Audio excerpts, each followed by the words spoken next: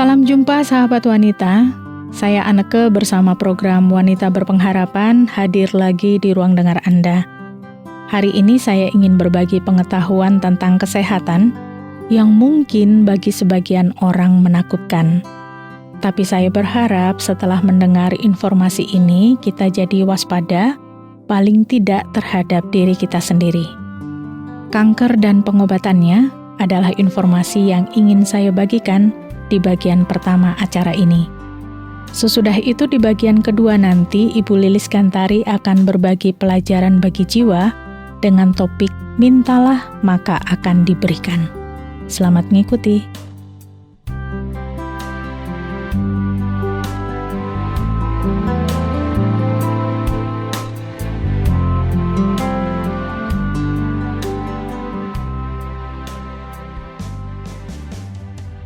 Sahabat wanita, kanker adalah penyakit yang sangat ditakuti. Faktanya, mereka yang terkena kanker merasa gangguan penyakit ini tiba-tiba. Orang yang terkena kanker tidak serta-merta langsung mengalami gejalanya. Seringkali gejala itu muncul setelah mereka terpapar kanker beberapa tahun lamanya. Ngerinya lagi, kanker bisa terjadi di hampir semua organ tubuh. Kanker akan lebih mudah diobati kalau hanya terjadi pada satu organ tubuh saja. Setiap organ dalam tubuh bisa memiliki jenis kanker yang berbeda, dan setiap jenis kanker di setiap organ harus diperlakukan secara berbeda karena semuanya bekerja secara berbeda juga. Ini yang membuat kanker sangat sulit untuk dipahami dan diobati.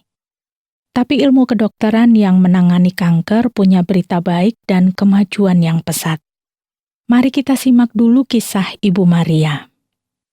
Ibu Maria ini bekerja sebagai seorang akuntan. Dia tidak punya masalah medis dan merasa sehat. Dia bahkan olahraga rutin, berenang 2 kali seminggu, dan merasa tetap bugar. Suatu hari setelah berenang, saat berjemur, dia merasakan ada benjolan kecil di salah satu payudaranya. Dia belum pernah merasakan ini sebelumnya. Dia prihatin dan mengingat semua program televisi yang bicara tentang kanker payudara pada wanita. Di program itu disebutkan, benjolan di payudara yang tidak nyeri tetap harus diwaspadai dan sesegera mungkin temui dokter. Ibu Maria melakukan hal itu. Dia pergi menemui dokter di rumah sakit setempat. Dokter itu memeriksa, dan benar, ia merasakan ada benjolan itu. Kemudian dokter menyarankan mamogram, yaitu ronsen khusus wanita, yang bisa mendeteksi kanker payudara. Setelah beberapa hari, dokter memberitahu tentang hasil mamogram.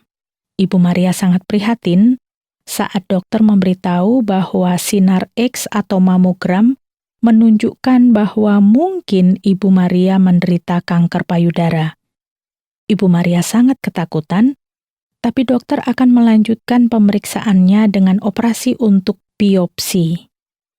Biopsi menunjukkan hasil bahwa payudara Ibu Maria mengalami kanker.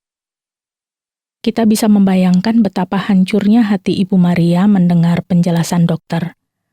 Kanker memang betul-betul menakutkan.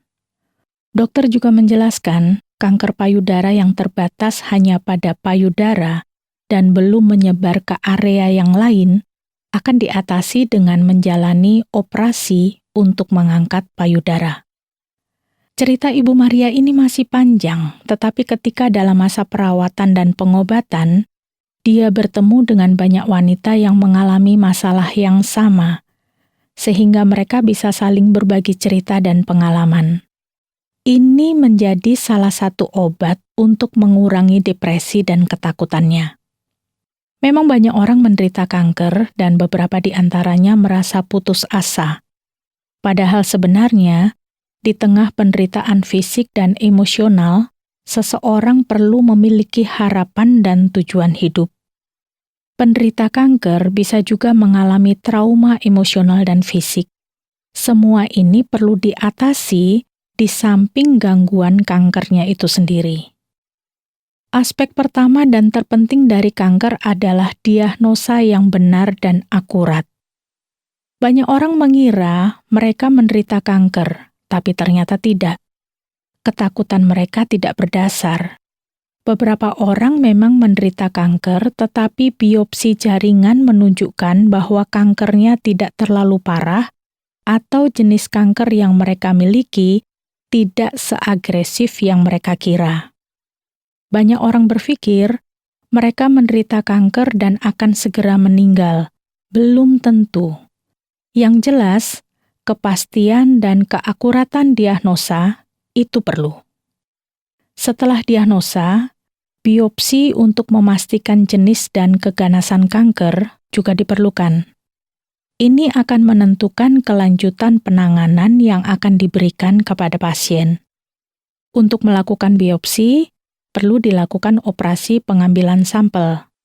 Jadi operasi untuk biopsi dan operasi untuk menangani kanker itu sendiri adalah dua hal yang berbeda. Biasanya setelah operasi untuk biopsi, pasien boleh pulang untuk menunggu hasil biopsinya. Di masa inilah masalah sering muncul karena khawatir dan ketakutan yang sangat. Di masa ini juga perlu menenangkan diri dan tetap berpikir positif sebelum hasil biopsi benar-benar keluar. Nah, setelah hasil biopsi ada, dokter akan berdiskusi untuk penanganan terbaiknya. Apakah perlu dilakukan operasi atau tidak? Meskipun judulnya kanker, tapi tidak semua kanker perlu dioperasi. Misalnya, leukemia atau kanker darah tidak perlu dioperasi.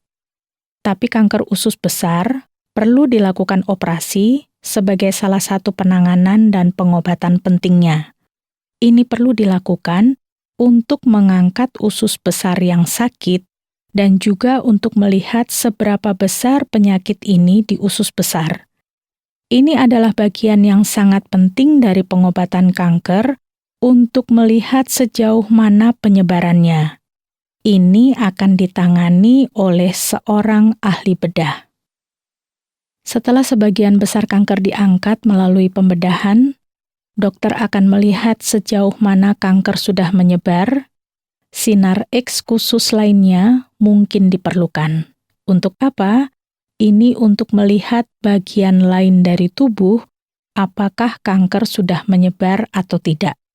Misalnya paru-paru, hati, tulang, dan kepala sering terkena kanker yang sudah menyebar.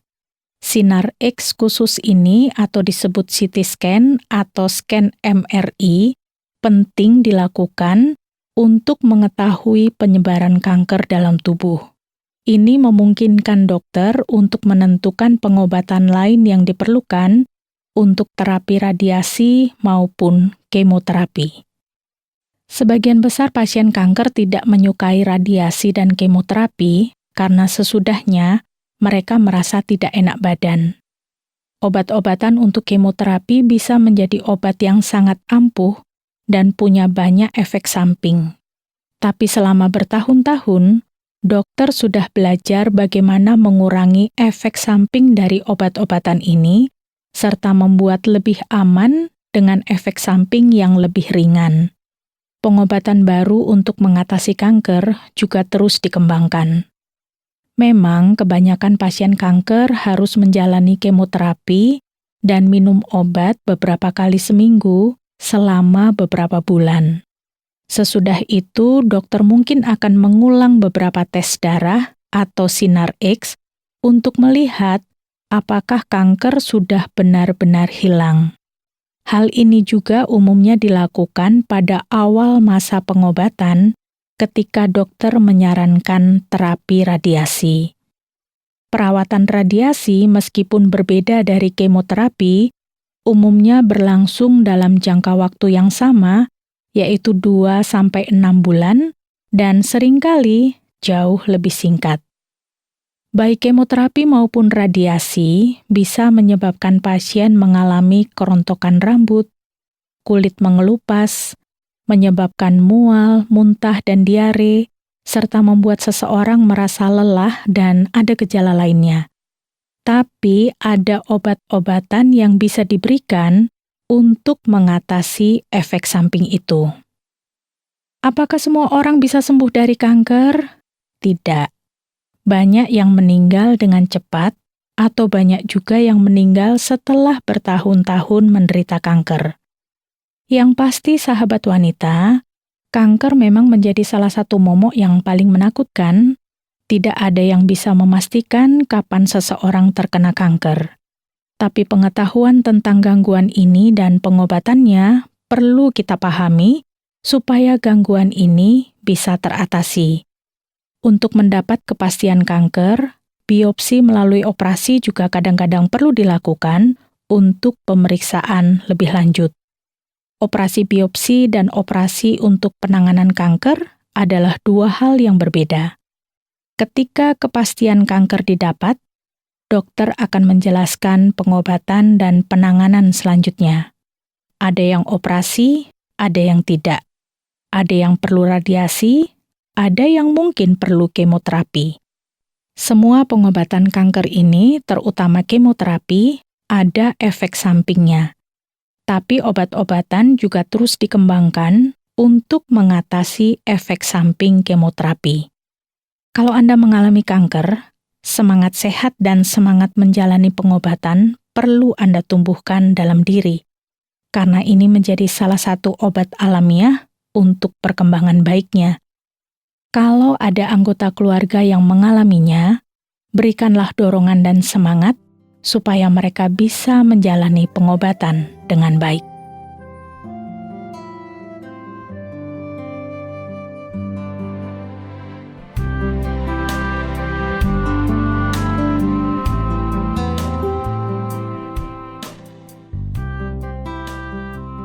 Sahabat wanita, sekalipun mengerikan, informasi tentang kanker dan pengobatannya ini perlu kita pahami bersama untuk menambah wawasan kita dan supaya kita lebih waspada terhadap kesehatan diri kita. Mintalah maka akan diberikan akan menjadi topik pelajaran jiwa kita yang akan kita dengar sesaat lagi bersama Ibu Lilis Kantari. Mari simak bersama setelah sebuah lagu berikut ini.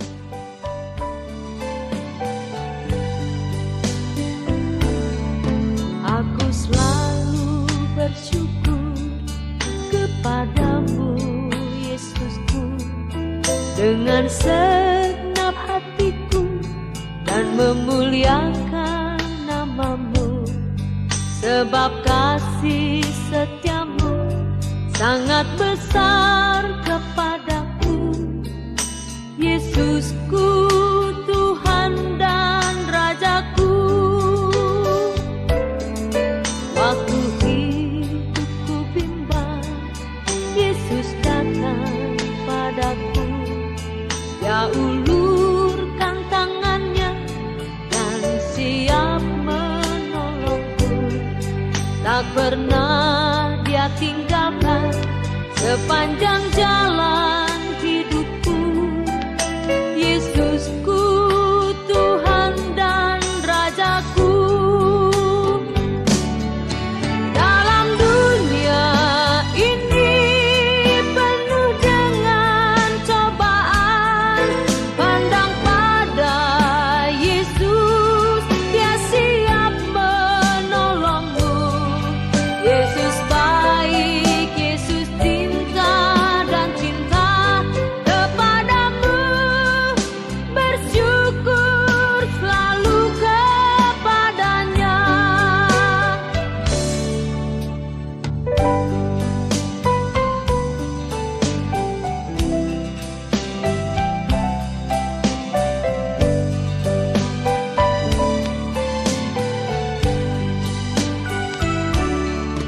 Aku selalu bersyukur kepadamu, Yesusku, dengan segenap hatiku dan memuliakan namamu, sebab kasih setiamu sangat besar kepadaku.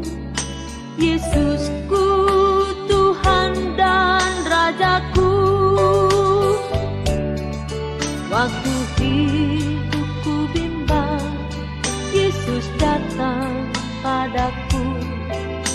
ulurkan tangannya dan siap menolongku. Tak pernah Dia tinggalkan sepanjang jalan hidupku. Yesusku, Tuhan dan Rajaku. Dalam dunia ini penuh dengan cobaan, pandang pada Yesus, Dia siap menolongmu.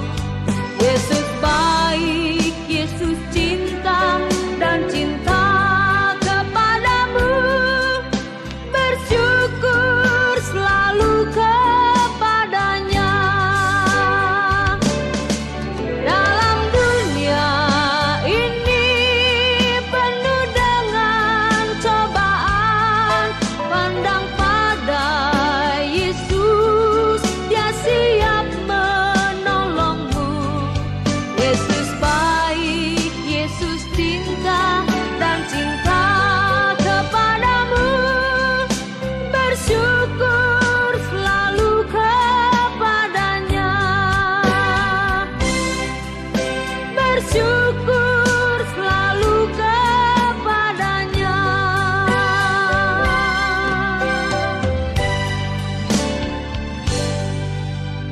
Sahabat, sebagai seorang ibu tentu selalu ingin mengabulkan permintaan anak-anak kita.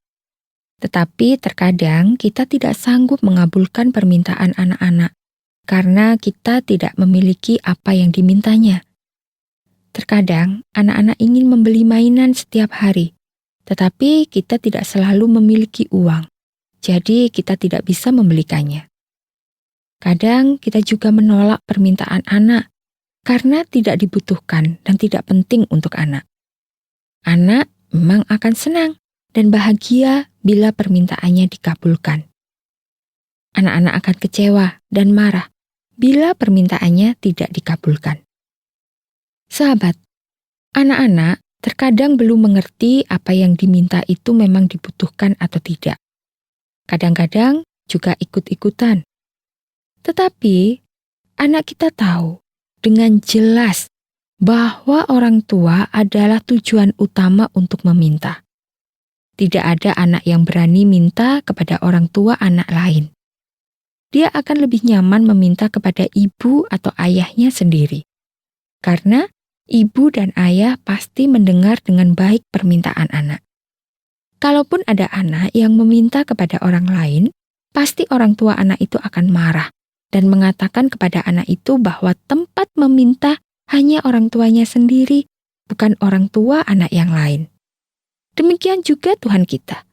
Ia akan mendengarkan semua doa permohonan kita. Dan Tuhan juga meminta kepada kita agar kita selalu minta kepada Tuhan segala apa yang kita perlukan melalui doa. Sahabat, dalam Injil Matius pasal yang ke-7 ayat yang ke-7 sampai ke-11, Tuhan Yesus mengatakan kepada kita demikian.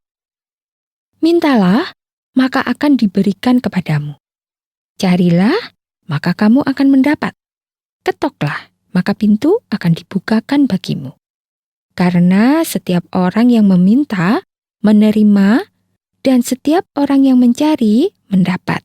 Dan setiap orang yang mengetok, baginya pintu dibukakan. Adakah seorang daripadamu yang memberi batu kepada anaknya jika ia meminta roti, atau memberi ular jika ia meminta ikan?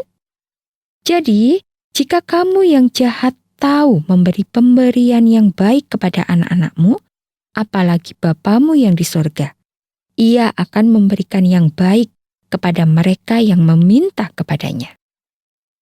Sahabat, perkataan Tuhan Yesus memberi kepastian kepada kita bahwa bila kita minta kepada Tuhan, akan diberi. Bila kita mencari Tuhan, kita akan mendapatkan Tuhan. Bila kita mengetuk pintu, maka pintu akan dibukakan. Selanjutnya, Tuhan Yesus meyakinkan kepada kita bahwa Tuhan akan mendengar dan menjawab doa kita, karena orang yang jahat tahu memberi yang baik kepada anaknya. Betapa Tuhan yang baik itu pasti memberikan yang terbaik bagi kita anak-anaknya. Ada banyak kisah bagaimana Tuhan menjawab doa.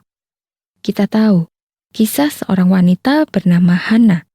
Ia tidak memiliki anak dan suaminya menikah lagi. Istrinya yang kedua itu sering menghina Hana karena ia tidak memiliki anak. Pada suatu hari, ia memohon kepada Tuhan dengan sungguh-sungguh agar ia diberikan seorang anak. Dan Tuhan menjawab doanya. Hana diberikan seorang anak laki-laki yang bernama Samuel. Ada pula teman-teman atau kerabat kita yang menyaksikan bagaimana Tuhan menjawab doanya. Ada orang yang bertahun-tahun mohon kesembuhan dan akhirnya dikabulkan oleh Tuhan.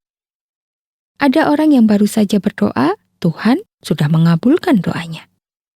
Bagaimana dengan Anda sendiri? Apakah Anda selalu meminta kepada Tuhan? Dan apakah Tuhan selalu menjawab dan mengabulkan permintaan Anda? Sahabat, terkadang kita memang harus menunggu lama untuk menerima jawaban Tuhan. Terkadang Tuhan juga tidak mengabulkan doa kita. Satu hal yang harus kita ketahui dan yakini, bahwa Tuhan itu Maha Tahu dan Maha Baik. Artinya, Tuhan tahu isi doa kita dan Tuhan tahu apa yang sedang kita butuhkan. Tuhan juga tahu apa yang terbaik untuk kita. Jadi, bila permintaan kita tidak dikabulkan oleh Tuhan, itu artinya permintaan kita itu bukan yang terbaik untuk kita. Karena jujur saja, kadang kita meminta kepada Tuhan apa yang kita inginkan, tetapi bukan apa yang kita butuhkan. Kadang kita juga tidak tahu apa yang terbaik buat diri kita sendiri. Jadi, bila doa kita tidak dikabulkan oleh Tuhan, kita mengerti dan memahami serta meyakini bahwa Tuhan tahu apa yang terbaik untuk kita. Bagi Anda yang selama ini tidak pernah berdoa dan meminta apa-apa kepada Tuhan, karena hidup Anda sudah cukup, bahkan berlimpah, Anda harus tetap berdoa kepada Tuhan untuk bersyukur dan memuliakan Dia. Doa membuka hubungan kita kepada Tuhan, dan semakin sering kita berdoa dan berbicara kepada Tuhan, maka akan semakin dekat hubungan kita dengan Tuhan. Bagi Anda yang tidak meminta apa-apa kepada Tuhan karena Anda yakin Tuhan tidak akan mengabulkan, percayalah, Tuhan senang mendengar permintaan dan doa Anda. Dan Tuhan akan menjawab permintaan Anda sesuai waktu dan kehendaknya. Hanya Tuhan yang tahu yang terbaik buat Anda. Karena Tuhanlah yang menciptakan Anda. Dan Tuhan juga yang sanggup menyelamatkan Anda dari hukuman dosa Anda. Tuhan mengasihi Anda, dan kasih Tuhan itu kekal. Saya akan membacakan kembali perkataan Tuhan Yesus untuk kita semua hari ini. Semoga perkataan Tuhan Yesus ini meyakinkan kita bahwa tempat kita meminta segala sesuatu hanyalah Tuhan. Inilah perkataan Tuhan Yesus. Mintalah, maka akan diberikan kepadamu. Carilah, maka kamu akan mendapat. Ketoklah, maka pintu akan dibukakan bagimu. Karena setiap orang yang meminta, menerima. Dan setiap orang yang mencari, mendapat. Dan setiap orang yang mengetok, baginya pintu dibukakan. Adakah seorang daripadamu yang memberi batu kepada anaknya jika ia meminta roti, atau memberi ular jika ia meminta ikan? Jadi, jika kamu yang jahat tahu memberi pemberian yang baik kepada anak-anakmu, apalagi Bapamu yang di surga, Ia akan memberikan yang baik kepada mereka yang meminta kepadanya. Amin.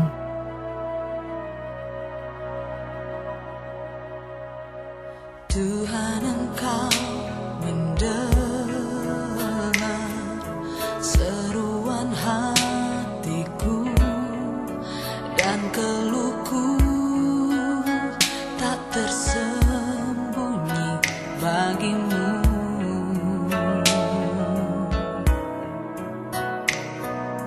Dalam kesesakanku, ku mau berdiam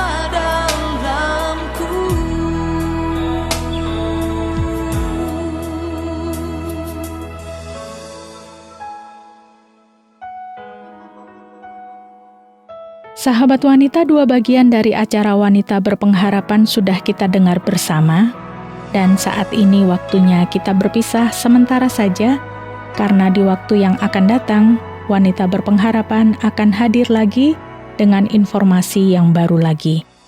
Saya berharap Anda selalu menyediakan waktu untuk mengikuti semua informasi dan pelajaran pentingnya. Kalau Anda punya pertanyaan, mau menanggapi acara ini, atau ingin berbagi pengalaman hidup, silakan kirimkan kepada kami, Wanita Berpengharapan, bisa melalui SMS atau WhatsApp di nomor 081 333 777 386. Sekali lagi di nomor 081 333 777 386. Saya Anake mohon diri. Sampai jumpa. Selamaku ini milikmu, tak ku pertahankan hidupku, biar kehendakmu kerjakanlah dalamku.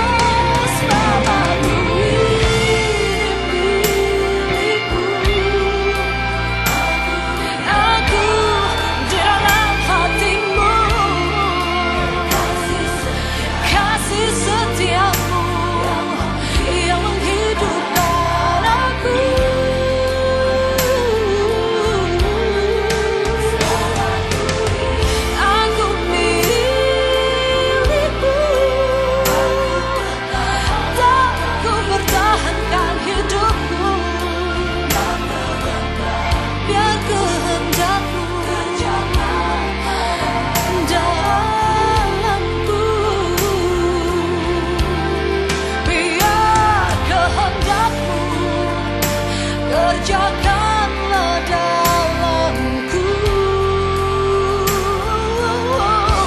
biar kehendakmu, biar kehendakmu, iya biar kehendakmu, kerjakanlah dalamku.